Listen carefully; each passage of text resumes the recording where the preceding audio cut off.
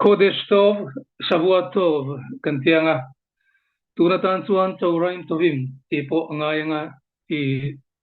Thailam te ron don towa. Ama saverin he hun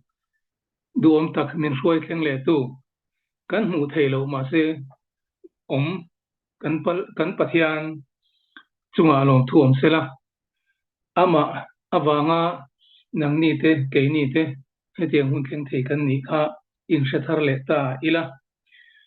a thawme hei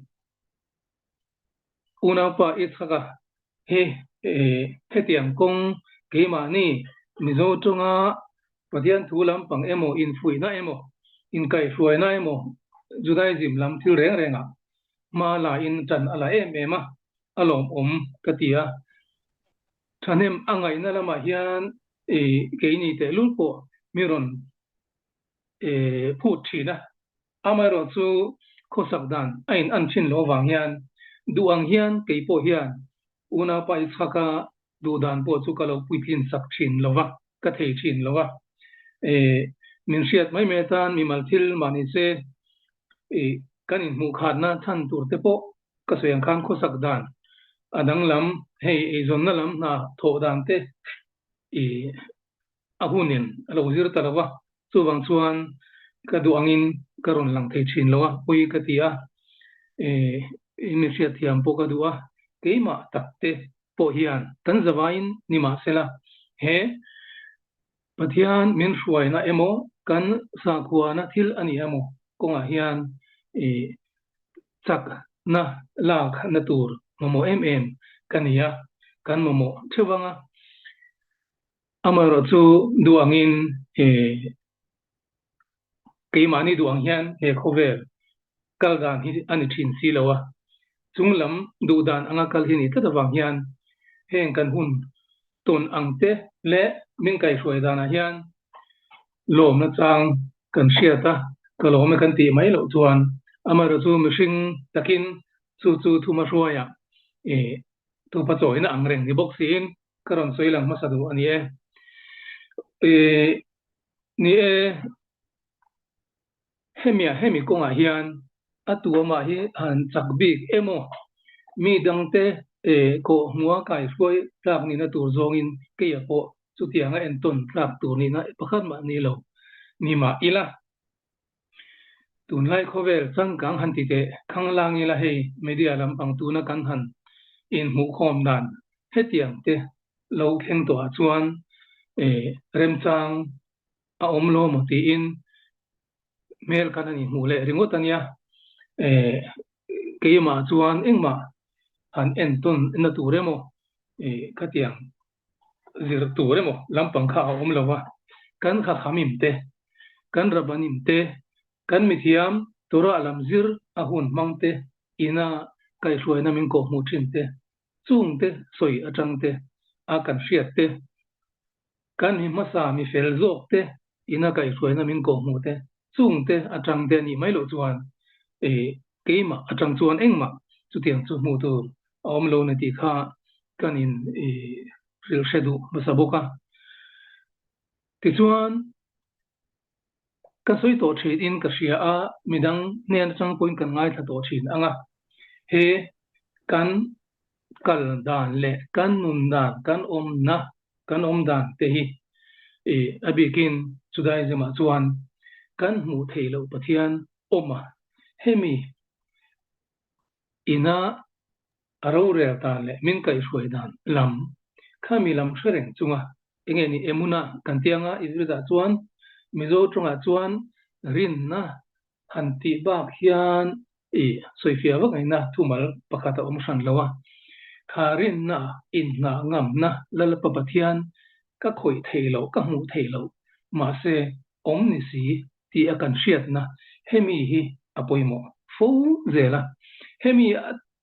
kan thei ngilemo hemi kan pomlo emo ani chuan he kan kalkong a hian Judaism ngat pe chuan kal ngai na omlo tur hiala soi thei po ani mai the ni achan chu kan hriat to tevek thil karon soidona ma sang man lai thil a kan pi le pu te kun na thil thleng te tin lalpa pathian ina Moshe Rabbeinu tang dei to te po khan ani lo le Abraham Avinu kan pu Abraham hnen kan idon mi a abia ka titura ati ring ngama in ngat ngama thu oi taka zomna khami result kha nang le ke hian voina hen kan chang pha tina nia chutiang zelin titura ati na khamia kha hei tuna kan tora kan ti mai zirtina kan idon mi mithiam kan rabanim tena an soi danin tora ti chu he khove leilunga engtin nge thazo ka kanun theyang mi pangai mi lalpa pathian na du mi chutiang kanun theina turata na hora ot antia instruction kan idon mi khatiang lam kai hruina kha ania chuwang chuan chu kai hruina chu du in pomin voini hi kan khenga hemi kan pomna kan pom dan le kan kal pui dan hian atua te po kanin shil non fu kanin shil har non fu hi atul na lai omin ka sia chu chu kan si kan thor du de bi ka kan ni tin tung trai na le kan thil ti na a shabat ser tung chang ani ami halakha zom tung chang ani ami a te le hei kan maluka shavuot ku te rong thleng dona heng a te khatiang khan Judaism kalkonga lalpa pathian ina ami athan bik te tana min da sak min kai hruana hian anung ani a omani ti nalai kha kan rin ngam le in na ngam na kha apoi mo ta chenai nang le ke chuan engeni helaya kan chong thinangin yetser hara kan ti mayanga ani lo zo emo atha lo zo lam kuai tu khami kha achak ta thina ke ma nia chumi lam hoi zuang kan kal le lo thina kha khan boina min siam sak ta thina ni chumi ne thena tur atana zirtirna sang sang heng kan tora thiami tena men zirtir te a oma chung chu kan zom thiama kan kal ram ngai pakhat entirna pakhata rabusiu ngai thaka helai atan chuan mizoram atan chuan le ame lo de ponianga me khabel antia eurida chuan omje chu kan soi tiam jong chuan miswal terrorist sap tong chuan tianga mi juda te tha tuma arab mi setla khatiang kha ani bang chu me khabel te chuan mi pakhat nu patuak khat khami nge ni dam noina ta an chuak zo kan dong nge ni mun pakhat chang kala mun danga in lam ho tur kalkong an kalai hian pa ber chuan khai ka thei to ngang lo ka chaw lu tuk min kai me ro emo I thu ta hian I ka thu pot theng emo antia ma se pakhat khan kan man mo ngai se lom atia tura ma se ni zong ka thei to ngang lo atia khatiang anga taksa chawle ha ni in si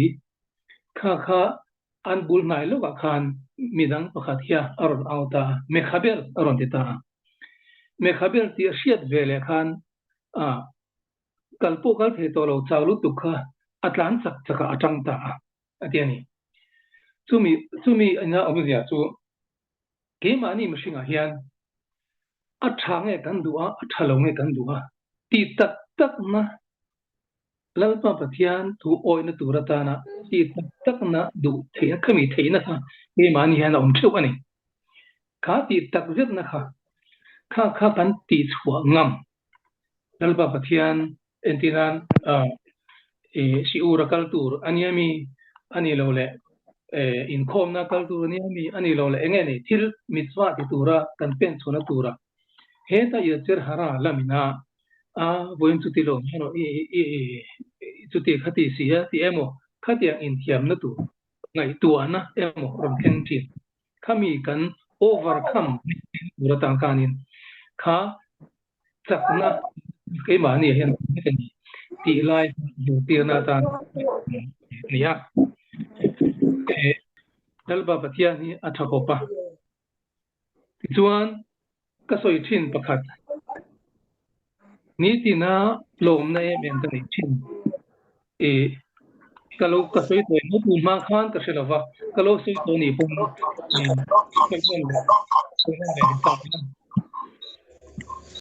a oma ni oma hian kan mu thi silo hian min en kol zia kanin na ngam thena turin chumi kai hruaina achuma a hruaina tan chuan heta bir khat amazon kan soi thin kan siana turo bir khat amazon soi ato dona khan e mizo tuin kan soi anga pathian nena in ngat a rin na pe mi chu pathian in arin ang bok khan ama pathian kha tan buina ape tina ka tiang kha telani chu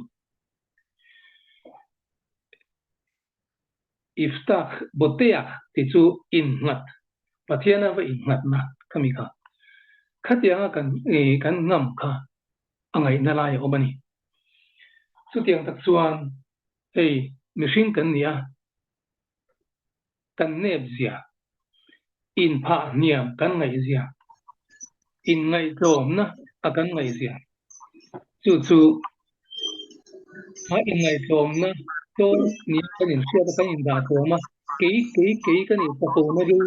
kami tholo kan om phan kha pathian thungai na re thungai na ema sia siam the na tur ma kha kan dong thil do na ni e sinei changa tora pe ani na to kha kan chu to chi nga ton khatiang ang mi zong in an po phak tur an mu thei tur khatiang huna khan ani pe kani chu tiang del chuan ke mani a po hian e in ngai tlom na chang kan sia khan kha kan tan lom na re wa nei na min petu ani thin antir nan mai ka that big na lai emo ni lovin ti hian ka lom na deuh lalpa patiana zok ni se ama aro pui na zok turin zing kan han thota a zai na hian kan han mu anga nap tu zing tho tur hi kan ni em ni lovem ti hinang le ki hian kan hrimi alo ani ti chuan ani le tho hun alo ni ha ani lo le antinan tun la ya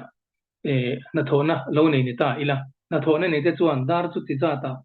khen angai ti te lo ni ha khamia thleng man tur khan e alarm dan tia sap tung chuan hetia sanari thei munna bula kan han seta dar nga tho turami daru ka tho turami adar za kha kan du za ka ti han kan han seta an rita a ari ka kan ron har ani theye ni ma sela atak taka zok chuan nge ni khami har le theina tur atana min tinunga min ti har thei tu chu kan mu thei lo pathian bokha ani la chen ni ti chuan ani le in kan an tho ta a kan an thowa ni e judaism zirti na angin mode ani le fane kha ti kha kan an soita a chu kan nishama kan tharau ke ma ni a min kirle ta ka wanga pa pathian ne na lom tu soina an ti ta pota ta chuan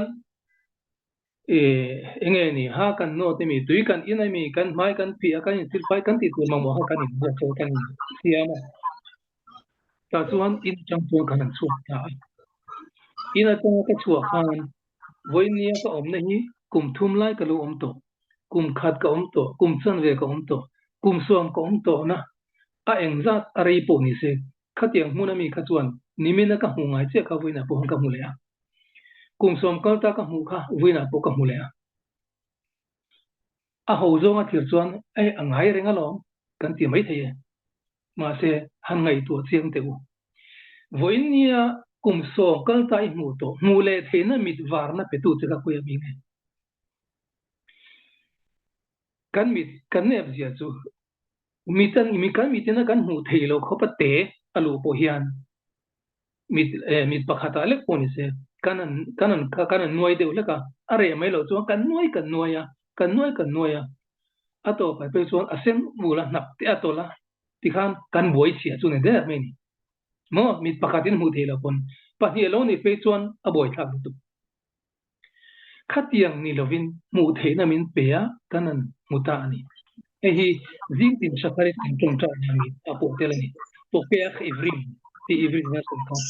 midelte ever iver tu midelte nanya midelte mitimentu dia faknaka ai ziadan tuan do kata sakara kanania ma se middel angmaya kamu hil kha minti men saklea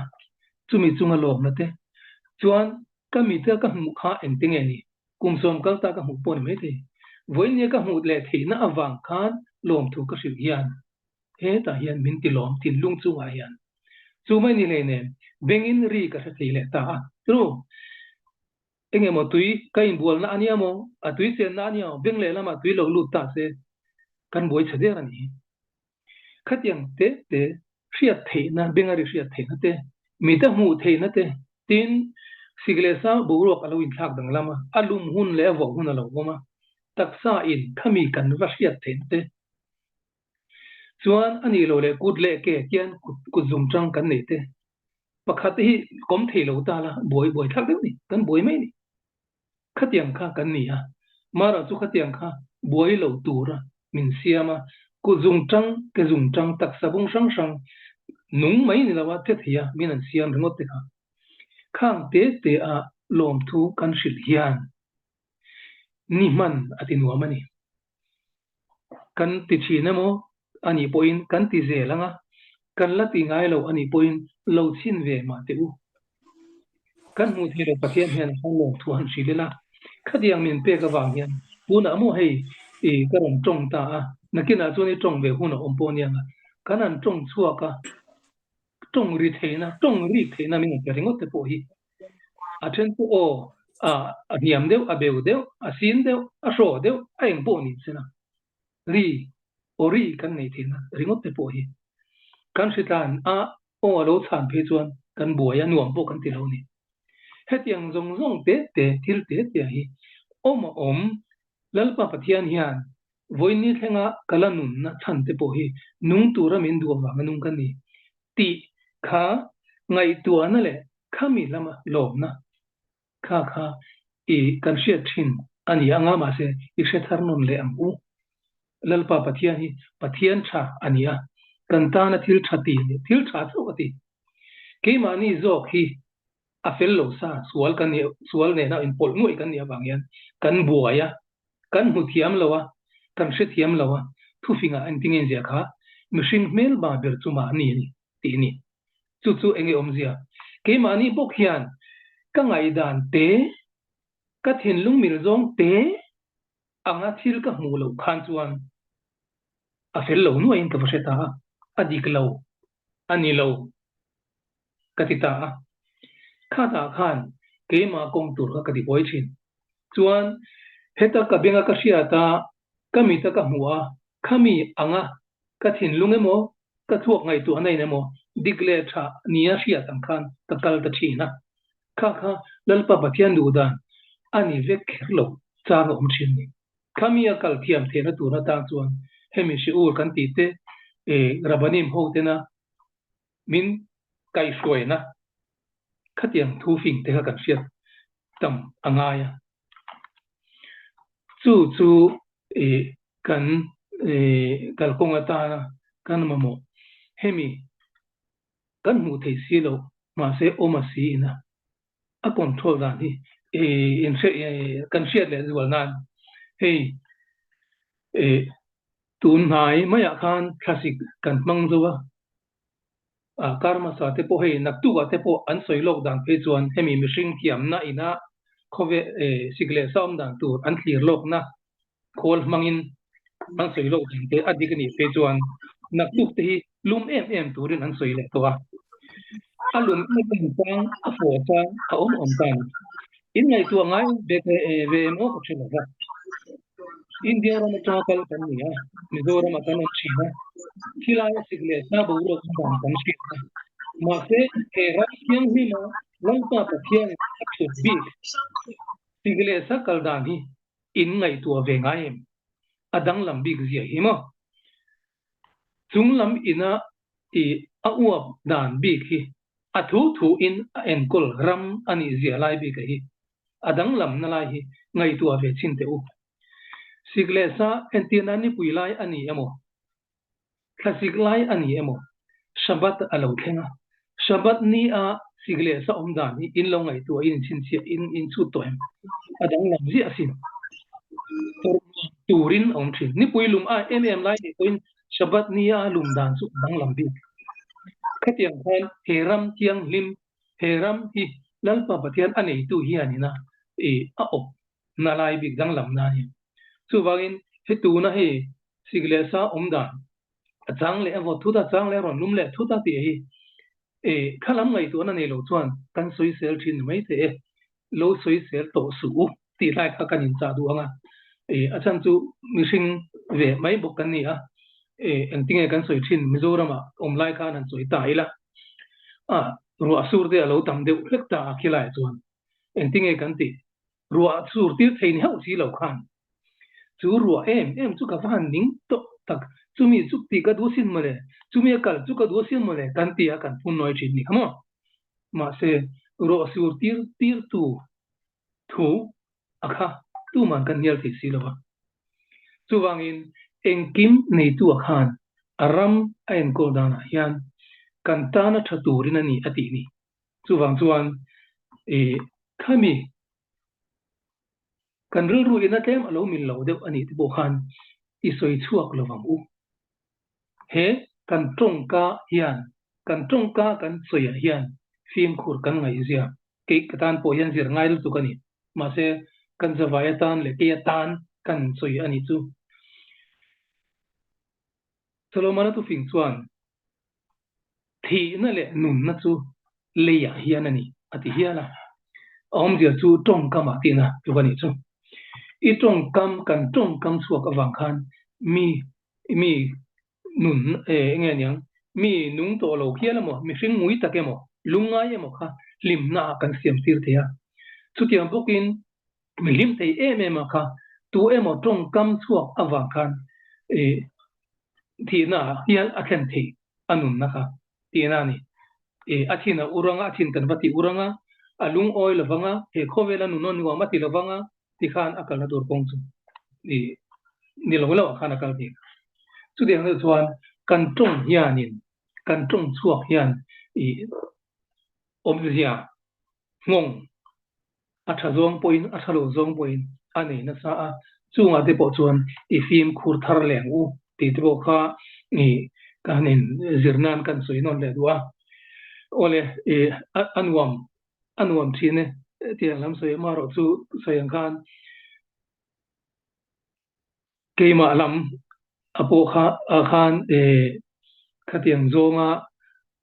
hanzir tina tur zong khan engma nibi kan ilo ka ti to kha YouTube lama hian rabiram siur te ivrite te ma kan hriat thiam thei deuh awang hian ngai thla kan ei thina alo hriat thei ve deuh te in om ani phei chuan karon recommend du hiala lo ngai thla ve thin ro mi hi kan ang lowa sing kan an lawang bok hian siura po hian chumi siur chu tia kan thin lungina kan ngei zong deuh mai kan ei zong deuh kan ti don mi khatiang kha kan nei thina chu tiang bokin rabi siura po ivrida po hian chu rap chu mi rap chu atong rang dewa soi ka shaman lo ti te mo ti po om the ania chu tiang deuh chuan ke po hian chu tiang rabi siur chu ngai thla kan nei thina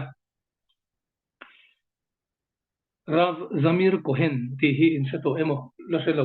inum tagle hemi siu hingai thang nuam ka dibik china ke point ka ngai thina ani hnen atang hian enge nia anung bik kan ti don mani ani soidan asiur kal pung soidan hian a fil fia na hi tiang ka dibik china ngai thina ni itun nailok aka ngai thab zinga pakhat lalpa pathian ina Israel te ami te ne na thil khen dan tu asoi te huntal to ami khang te alo dik zia le tun lai kan soi du chuan san pakhata chuan hei media lam alo chaka amizo tong lam po in kan kalsan tak mizoram lam atang puwa tu te mo thil soi emo te tin abikin kan kalsan tak Christian na phei chuan anything any intizo ni deu kan tiami chumi na chu tiang ka mu a chu tiang ka tiang ti vel deu hop phei kan mi tiam te min zirtir angin temple pahni na zo nuwa khachuan tu ma hi zol nei an le to lova khami nuwa tu tenemo zol nei nia kan lo in chal te omani chuan kha judaism lam chuan apom me ulo ni om takani ti chuan lalpa pathian ina tanak kan ti mai bible huna thlen ma de ya aloi soilok to parashat shavua bi kokotai ti shiura pekna rav zamir ko hena soi kan ti velo kanga kan soilo kanga ta chuan athu kan oilo lalpa pathian thu Israel ten an oilo chuan enge ni ansan bo tur ti kha asoilok a oma chu athing bokani ma se ashil lok na le athen hun kha anu fe anita ta chuan ashil lok a chuan antong tu malashi an Israel tena an la mer shiat ma lo mishing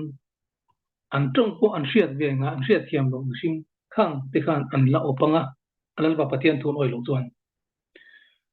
ta chuan ram shana ai kupta rama longa sala shal tura phur an la niang thon tha kan la niang ti kha ashil lok to ni su bible a chuan chu engtika nge athen ti aram soina khan temple pakhat na hun lai temple pani na hun lai khan atheng to ni atheng ta ni te dal chu temple chakma de a khatianga lalpa pathian na sil to kha chumi om ve chu lalpa pathian engkim siam tu na mi te future na ki te la tur te khang po engkim muvet pu khan soi lo kha a hlen nge ani atheng ti aron mun pe na tuta belsa ta bel ka soi chumi kan soi bel chu chu atira ka soi ta a soi tu lal pa pathian chu kan mu thilawa ma se leya thil theng tur a soi hian a theng si thina ai gupta lama kan pi le pute faroa laka antan lai kun khanga ta kan chhola na te po kha hemi tu na kan soi ma sak tak khami bok kha ani le ta ni mu thei si lo pathian chumi ai ngatin kha Avram ne na kan asoi lok to de chuda chuan Yakov pola piang lo atha te kha nakina mirama kumzali opin an la omdon ti kha soi lok de ta chuan Avram chuan Ishak fa nei ta ha Ishak chuan Esau le Jacob chuan nei le ta khamia da nu khan Jacob le afa te o kha ai kupta an chukta khani chu anu da ya ni chumo ma aro chu da po chuan kan shiat angin kumzali ni lovin kumzani le so chung kha antang ta chu lalpa pathianin engting en kan tu dai chung takin hana kha kan ti ve me do ni mi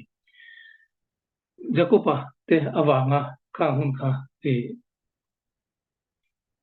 ati dang lam le anita kala chu ati tel zo in lo tamaila kan soi tumber zo ka chu he engkim siam tuina khovel chunga athil siam zozong nang le ke min siam tuina thil omdan tur asoi lok azol nei te mang Jeremia Ezekiel kan te mi khang teng te ti sang bible kan hu te khang vel kha atheng me kani atheng zela asoyang khan a om zele chuan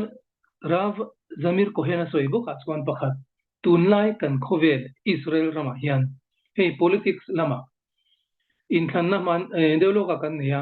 tuna sarkar na cheltu te a hi right wing kan ti mai religious lam sakholam mi ho kan tia ta chuan ama aro rel tu te kha i alal lo wa zo ka an chamta ni ma se enge tun thenga kan hu da chu buaina nuai hi kong zo na chu ro tuna ro rel thar tu te na an thil ti dan e enge ni kan soyang e beit mishpat tia omja chu ro rel na kot kan ti don ni khatiang a kaldan system thak danglam an du na du lo tu ho te kong zo hi in muthin in karinga Israel sunga hian voin thleng hian khatiang khan e in min lo na nge niang thuang ni akal na hi awmani chu hemi thu hi Rav Zamir Kohena siur ngai thla ka chuan Malbin anti mai rabi pakhat hian zol ne Jeremia a ne na lalpa pathia ne na atushil alo mu atanga shil fia na tangin aron shil lo dei to he atian he chu za somnga lampang liam to akhan atiani Rav Soidan chuan Malbin chuan tian asoyadi he Israel te zinga hian erama hian thuang ni in kalanga pakhat zong chu mesia local ngak leilin in bua sain an omanga a pakhat le zo ka chu khami soi sel reng le sevel khan an omdon ni ti hi alo soilo kumza somnga omzia chu Israel ram state adin ma dai ani chu khatiang khan an lo soi an lo shil lo de doni chu voin nia kan tom me ki ni atiani chu tiang khan ram dang lambi ka midang lambi ka voin nia nang le ke hi chu chan voro pui tak mai engkim siam tu achuan sim phak ve turin he aram tiang lima hian min foi thenga kan van nei em ti lai khan e lom thu kan sui le thar le ko ni sela ki kan shelo kan mol mi mol mai kan ni tong ni se kan pian pui tong ni lo ania helai kan ron thenga e tlem kan shave athumal siang lo tak takin chu wang chuan kan in kan du ang po in kan di ronge ni kan lom na kan soi thiam lo emo kan shia du na ang to kan shia thiam lo emo ani theye amara chu ilungai la bangu zoi in hei tu na entirnan una pa ichak kolni etiang lama tan lana sa em a oma ani lo po midang ravi huda gin te kan ya rav gurion se lat bo kan ya rabi sang ke ma ni trong thiam mang nge ya me siur mi pe thei tu le kai shuanam pe thei tu ma kan van ne ni tun ma a nge akum som ni kan dong kum som thung nge malam te khan khir le tai la mi zoro lai kha khang te a chuan ma son tak kan ni to ani chuwang chuan lungai lovin ilo mangu lalpa patian hian tunge kan ni min sia ke ma ka in sian ai chiang min thetu ania katan hian enge thati hi ke aya shetu ko lalpa pathian bukani chuwang chuan ama hian in ngatamu ama ro chu voi ni hian ka thei to a hi ka ti ve tu ro oma chu me ro chuan tran ilam ho kanom na hun thewa ka thei to ke ma thei to kha ka thenom pa thei to angjat ani lo mai thei apui lo ve ma se kan thei to theu manama khan thanem ngai tran ilam u en tinan mai hala kha zong in in tur kan lo du tarenga ni tinin le in kan ni ta chuan kan rabanim ten zirtiana min pe a don indon brakha malso na tong tane soitur zwa soitur ti te khang ang kai chuan en pek te kha izo mangu kanom na mun thwa hian chu ke mani tan bo ani lalpa pathian chu engkim ta cham ni lo ania engkim nei chu ania ama mo lo ama ro chu titura min zir tir ni wangian chu eng wangin mo ke mani zo ka tan ni mi tha ke mani kan lo ma kan lim then tu zo ka tan hian min du saka chu wang chuan heng kai chuan te min pe ani hei entinan in thierna kan tia kan zunram kan thieremo emo chumi zo a tong china zirtina min pek te a omzia aro puizia heng hi aivrit hian soi thin ila aivrita kan soi thin a sheria tar ti zong khan a hria chuan in la hre mai te ya pathian hne na lom tu hrilna heng kan taksa a kan hmu theilo taksa chunga hian pipe ko sang sang a oma a then chu hon hun entinan zun na lo ni ta sela ka zuna chu kan tia kan ip ta a ip theilo tin emo lo om ta chuan kan vazung ta chuan pipe ka ain hong ta a chuak tur zong a chuak ta chuan in hong reng mai om tak ma se ain kar le tamin ka ip ta a ka khar ta emo kan ti ni mai se ani lo engkim siam tu khan a hun asiamani khami akwa kha ain hon hun asiama ain khar hun asiama khang kha kan asher etiara mi ani chu karam soi khang ang a hon hun te a khar hun te siam sang tu khan asiam ang lo khan ain khar huna khan khar tu ni si khaloin hong ta se ani lo le a hin hon hun tur a kha a hon hun lo thlen khan hong thi lo lom ta se mishing a hi mishing ni da tlak lo kan boi don ti na ni hei enti nan mai kan chunga thleng lo sela zung theilo e theilo na shom tak mai ve te aum thei soi in hre to mai the ya heng teng te hi khatiang mishing a lo thlen to chom dam noi in kan pan ngai ta thina doctor de tran puina ngai ta thin ni chu wang chuan khatia ang ek don huna ek tur zat a chuak zat a choma chuan a zo ta mai ni zun chu ti bokin khatiang khan hei kan helai kan ka kan nar chung kan ta tha chunga po hian roka hian ko pani chodot le bogruak kan hi lu na dot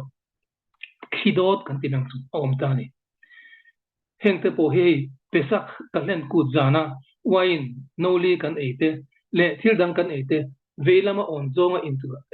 into ran ti te po hi enga tinge velam kher khang ding te po kha helai shok awangani kan tiani chu mo dinglama zonga kan ti chuan hemi kan ka kan da lu chi akha helaya thokna boruak kalna dole cho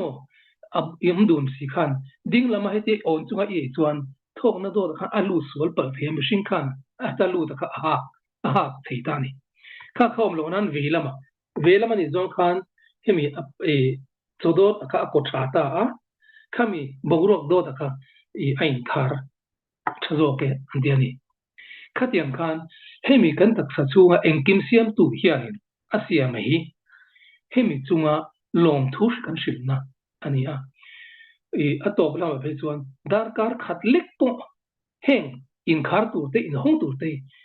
darkar khatlek to ani turang nam lo se engma lo mai kan ni ma se hetiam ni lova ani dan tur ta ka siam tu ne lom tu ka shila che ti fakna ani chu abulami ka sui le ngabul tan na tu mo kan fakta ka kan mu thei si lo ma se o ma hi mole engkim siam tu kan ti fo wai chu kan soi le ka ken ka thu ken do big pakhat ania tin judaism abes apo hi ani lo thei lo ani le thi ani eng hi kan se to thin in ka ringa wa se kan se thal le tan karon soi non le du ani chu ole hun are lo nan anwam na chu ke po thil danga te boin bo sai ngai do na i voina tan chuang chu du to ri mai ila kun rem chang dang la om thura ngai la dal pa pathian in hruayanga kan lain mu le tang do nia o itiang o ole tודה רבה על דוגש שמואל. הלו, אמרו טוב. kalom lu tu